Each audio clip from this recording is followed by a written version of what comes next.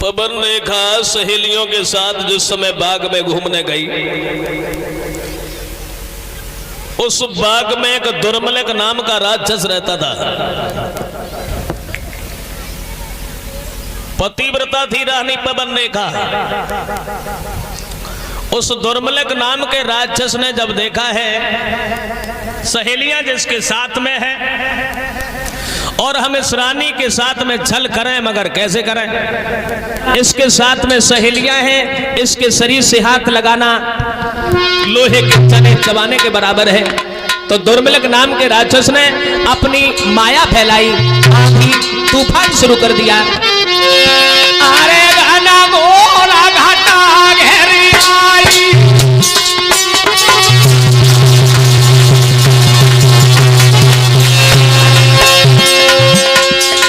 आंधी तूफान शुरू कर दिया दुर्मलक नाम के राक्षस ने।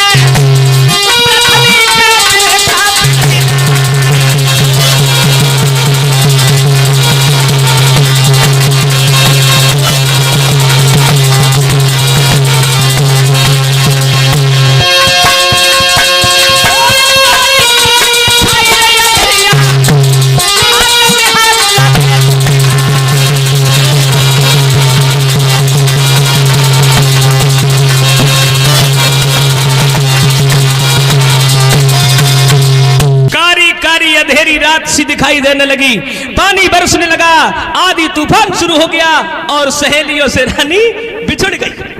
रानी दूसरी तरफ चली गई, सहेलियां दूसरी तरफ रह गई। दुर्मलक नाम के राक्षस ने देखा रानी अकेली रह गई। उग्रसेन का रूप बनाने के बाद पवन रेखा के सामने पहुंच गया। भोली भाली रानी समझ नहीं पाई, उग्रसेन का रूप बना लिया, यानी पवन रेखा के पति का ही रूप बना लिया। सामने पहुंच गई और जब सामने पहुंच गए रानी ने देखा, जवाब दिया, महाराज आप यहाँ काहे को आए? जवाब दिया, जब से तुम चली आई इस बाग में, वो घर हमें खाने के लिए दौड़ रहा था। दुर्मलक नाम के राक्षस ने पवन रेखा के साथ में धोखा से उस नीचने कियो सती संग भोग, प्रकट हुई गया अंत में बपापी को सहयोग। दुर्मलक नाम के राक्षस ने पवन रेखा के साथ छल किया और जब छल किया है अंत में अपने असली स्वरूप में आया। और जैसे ही पवन रेखा ने देखा, जवाब दिया, ओरे अभागे, मैं तुझे पहचान नहीं पाई। पहचान नहीं पाई, ये क्या हुआ? मैं तो समझ रही थी कि तू मेरा पति है, लेकिन तूने तो मुझे कहीं का नहीं छोड़ा। पवन रेखा रोने लगी, ओरे अभागे, तेरो जय सत्यानाश, अभागे धर्म बेगारो।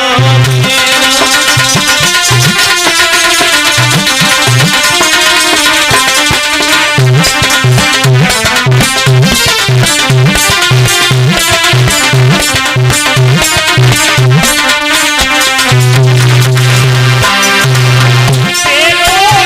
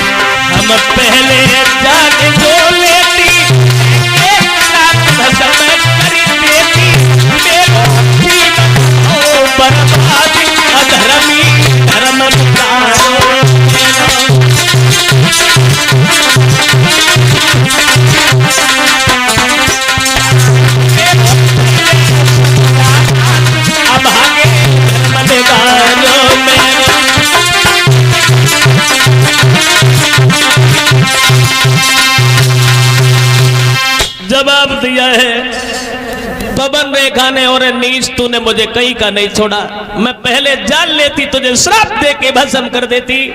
दुर्मलिक नामक का दैत्य बोला है कि मेरे समान बेटा होगा और बैठी बिना कोई पाएगा।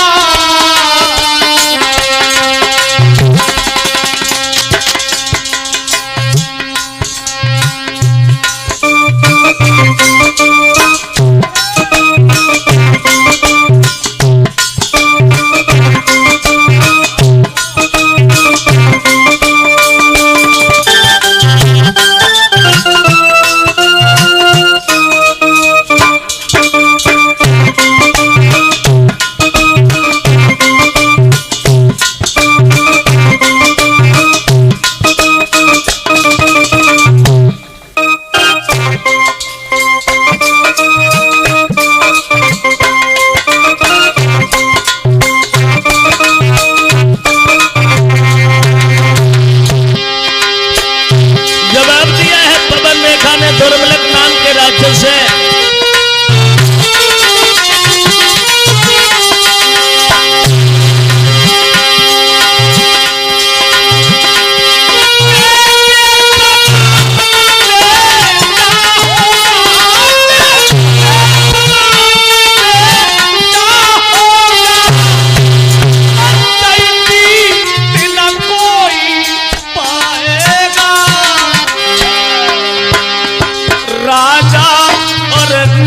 की बात कहा बोला बस इम्तिहान की जाएगा।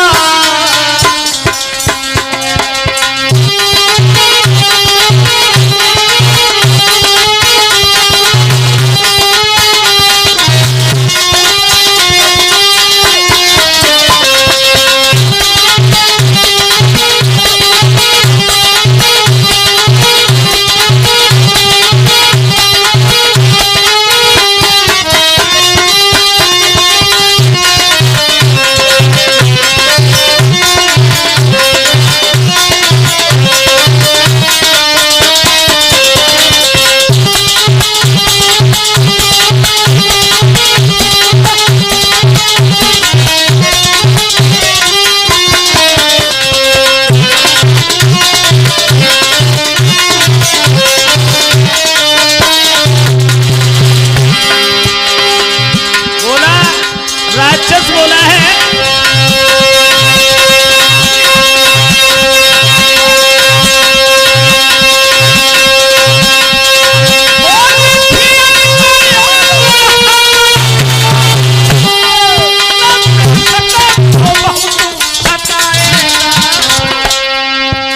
पर ध्यान रहे रानी भगवान के हाथ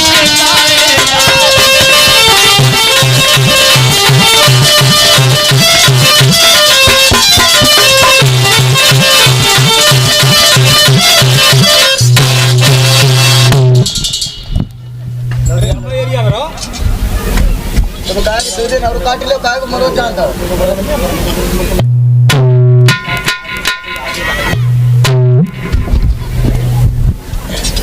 चना जोर गरम बाबू में लाया मजेदार चना जोर गरम आगे चना घाव में बड़े बड़े सेठ इनके बढ़ गए हैं जे पेट बच्चा हो गए आधे जेठ चना जोर गरम। चली आई घर किसी को कुछ नहीं बताया, लेकिन कैसा था विधि का विधान। खबर ने कहा कि गर्भ से धीरे धीरे वक्त बीतने के बाद एक पुत्र पैदा हुआ, और जब सपूत पैदा होते हैं श्रोताओं तो सगुन होते हैं, कपूत पैदा होते तो असगुन होते हैं। पवन रेखा के गर्भ से जब बच्चा पैदा हुआ असगुन होने लगे, प्रलय जैसी दिखाई देने लगी। पैदा होते ही बालक के आंधी तूफान मचान लगे, प्रलय जैसी।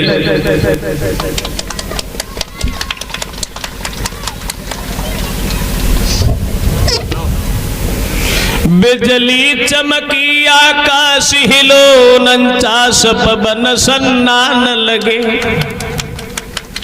पवन रेखा के गर्भ से जिस समय पुत्र पैदा हुआ है, आंधी तूफान खड़ा हो गया, बिजली चमकने लगी है, 49 पवन सन्नाने लगे, प्रलय जैसी दिखाई देने लगी है। उग्रसेन ने ब्राह्मणों को बुलवाया और ब्राह्मणों को बुलवाने के बाद कहा है क्या दशा है ये? बोले हमारे घर में पुत्र का जन्म हुआ, ज्योतिषियों ने आकर के बच्चे के नाम जिस समय रखवाए हैं तो उसका नाम रख दिया है कंस। जो उग्रसेन का अंश न होने के कारण, कुअंश होने के कारण उसे कंस कहकर के पुकारा, उसका नाम कंस रख दिया, कंस।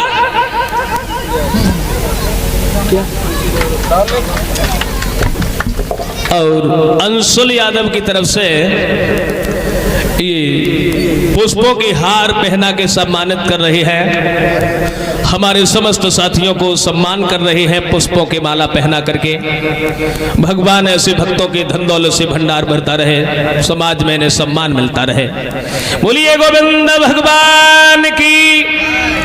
बच्चे का नाम रख दिया है कंस, कंस नाम रख दिया। और कंस धीरे धीरे बड़ा होने लगा है, खेलने के लायक हुआ।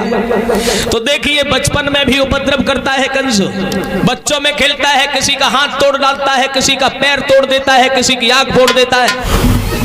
नतीजा ये हुआ कंस धीरे धीरे जवान होने लगा है, उपद्रव करने लगा कंस, प्रजा को दुख देने लगा, सताने लगा प्रजा को कंसराज।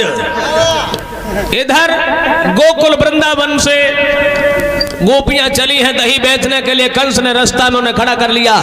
क्या कहां?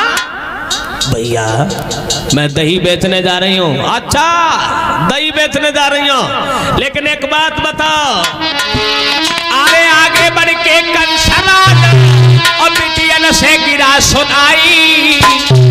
एक बात बताओ, कितनी तुम में कुआरी है और कितनी तुम में विहारी।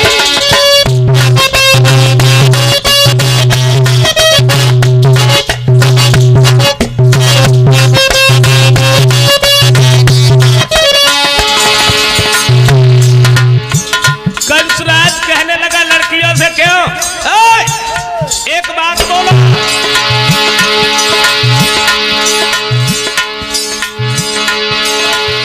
आगे बढ़ के कंसराज बिटियन से गिरा सुनाई। कितनी तुम में कुआरी है और कितनी तुम में विहारी। एक लड़की बोली भैया हम तो आगे खड़ी रात मेरे है गोकुल में बिहारी, मथुरा में कंसराज जी नहीं बेचते।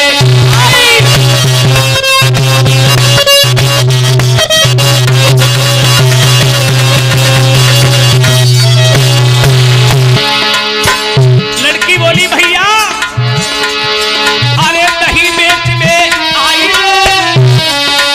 दही बेचने आई, दही बेचने आई, मथुरा में कुमार साहब जी दही बेचने